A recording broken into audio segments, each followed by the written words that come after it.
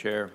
I too intend to talk about the Senate provision that they put in last night. I found out about it sometime around 9 o'clock. And I'll just be honest with you, Mr. Cole, I represent a lot of people that work for the federal government, Robins Air Force Base, Moody Air Force Base, USDA, I could go down the list. And I was very excited about coming back to Washington, D.C. to vote to open the government back up.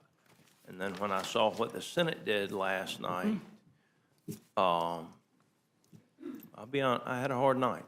And I've been struggling with what the right vote is because of what the Senate did. And I want to just tell you, because I want the American citizens to be able to read it. You can start at page 217 of the legislation where it says requiring Senate notification for disclosure of Senate data. And there's a lot of with respect to's and other things in the first pages. But when you get over to page 223, you'll see where they've created a private cause of action, specifically for them.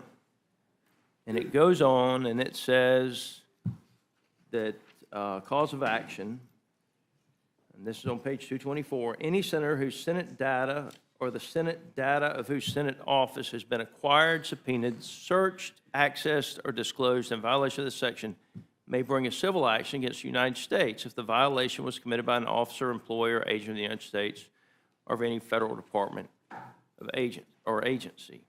Relief. If the senator prevails on a claim under this subsection, the court shall, not may, shall award for each instance of a violation of this section the greater of, not the lesser of, the greater of statutory damages of $500,000 or the amount of actual damages, reasonable attorney fees, cost of litigation, and it goes on from there. Now, there's other language in here, waiver of sovereign immunity, no qualified immunity, and there's other language in here too that indicates that each line would be an additional payment. And so most of us as members have a campaign phone, a campaign email, a personal phone, a personal email, and then a business phone and a business email. That's 6 violations the way they count them. If they went for all of them, 6. Minimum of $500,000 apiece. Now, I don't think, and I've been asking questions on this since last night, and I'm going to tell you, I don't think that Senate leadership shared with the leadership of the House what they were doing.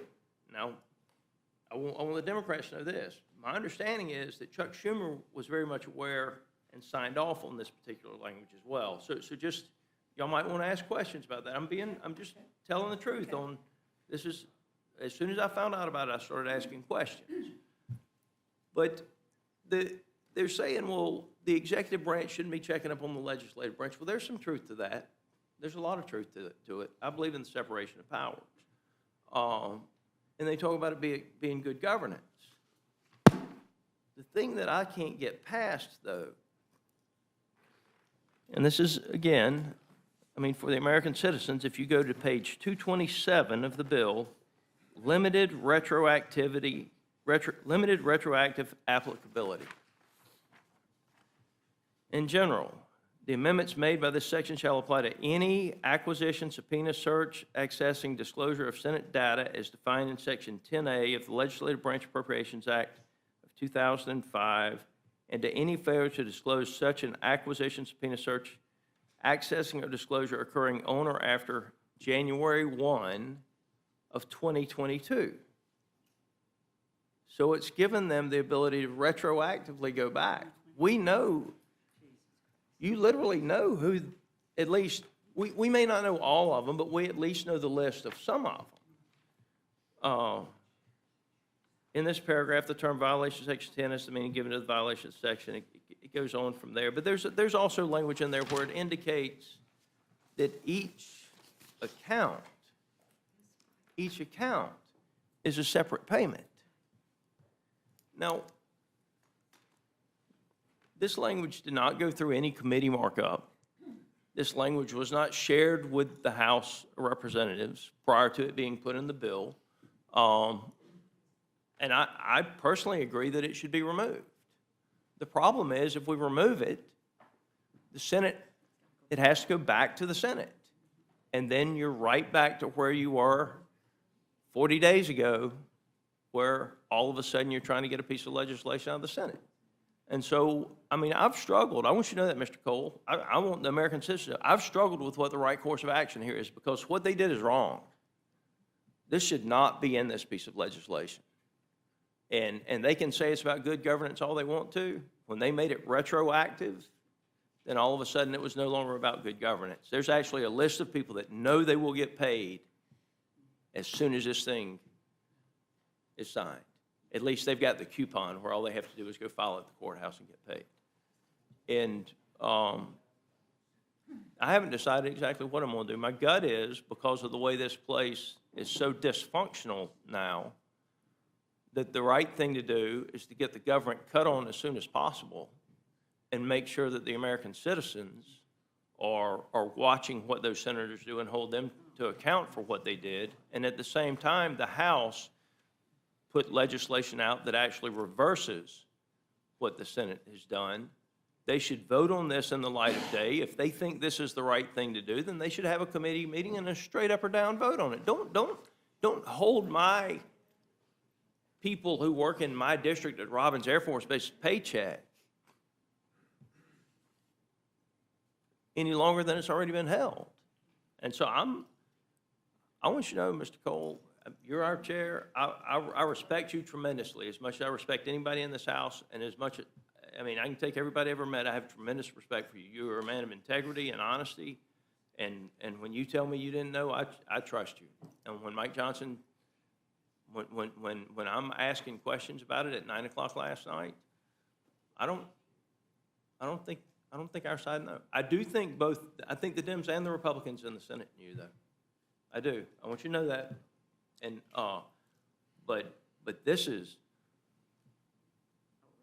I mean, American citizens just need to read it, and they can figure it out for themselves. It's not that hard. It's big letters. It starts on 217. It ends on 228. It won't take you 10 minutes to read it, and you really can pretty much start where the private cause of action is discussed. But that would never pass if that was a standalone piece of legislation, and it is clearly authorizing an Appropriations Act. Would the gentleman yield? I'll be happy to yield to Mr. Roy. I just want to add that I share the concerns of the gentleman from Georgia. I do not think that this provision should have been inserted. It certainly shouldn't have been inserted at the 11th hour without deliberation and back and forth. I do believe that the gentleman's correct. There were Democrats and Republicans involved with it. But I think there's going to be a lot of people, if they look and understand this, are going to see it as self-serving, self-dealing kind of stuff, and I don't think that's right. And I understand that. I think some of the motivations were to try to target a DOJ that I think was fairly obviously abusing its authority and targeting United States senators, separation of powers concerns, all the things. We can debate all that, but we think it was pretty egregious. So I have no problem with the prospect of going after and trying to empower, even through private right of action, a way to go, because we do it in other contexts, consent decrees and other things. But the retroactive, potential to have dollars going to United States senators, when we've got American citizens, whether it was J6ers, whether it was people from the FACE Act, whether it was others that have also had the full force of the federal government through the Department of Justice targeting and coming down on them, and they're going to see, oh, but you can slide in a provision in here for United States senators? Like, it is beside my comprehension that this got put in the bill. And it's why people have such a low opinion of this town. I am torn also, the gentleman from Georgia, because we need to fund the government and we need to get this passed. And I'm trying to figure out what we can do to force the Senate's hand to say you're going to repeal this provision and fix it without amending it here to then delay the funding of government, which we want to proceed to go move forward with. But that provision needs to get fixed. And we need to find a way as a body to get it fixed as soon as possible. And continuing explore the options tonight. It- I yield back to the gentleman from Georgia. Mr. Thank you, Scott, and I would you just- yield? I just want to point out, it's $500,000, and the way it's written, it is a minimum of $500,000. It is per line. It is, and Ms. Ledger Hernandez, I'll give you 60 seconds, but I think it's time to move on. I just don't. other I members want to truly speak as well. appreciate your very careful consideration and review for the American people of this. As you know, I do have an amendment to strike the whole thing, and I think it would send a great message if you would actually say, I'm going to vote for this amendment. Well, Allow see, it. and this is why I didn't but- want to get yeah. into this debate. The problem is, if we could take it out and send it to the Senate and know that the gamesmanship wasn't going to be played over there and the government would get cut back on, I'd be glad to. But the bottom line is, if we amend this bill with anything at all, we risk extending the shutdown, air traffic controllers not being paid, law enforcement not being paid, our staffs here not being paid, and that's a risk that I don't trust. Yeah. And I'm not saying I don't trust just the Democrats. I don't trust the system to work where we could fix it with what probably a supermajority of this committee thinks should be done and not delay the government coming back on. And with So that, the other, yield. I would only point out, that it's not, if you would, He'll give you 60 I just wanted to finish. Will you give me 15 seconds? Yes. So it says each violation, and so the violation isn't just each telephone, it's each time it's requested. So it could multiply much higher than I that, believe- because it's by that is